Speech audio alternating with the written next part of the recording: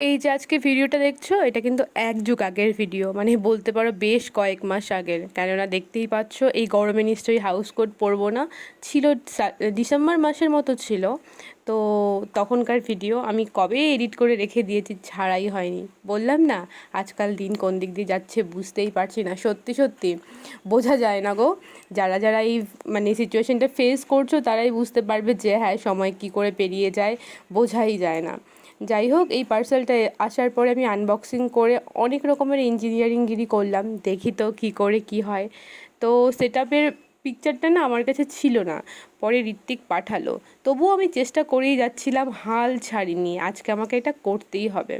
তো অন ক্যামেরাতে পারলাম না, লজ্জার বিষয়।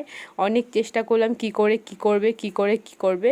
তারপরে অবশেষে না আমার যেন এত ধৈর্য নেই, ক্যামেরাটা অফ করলাম, ঘরে চললাম। তারপরে আর কি রমাদি ছিল, মানে আমার বেবিকে দেখতো দিদি।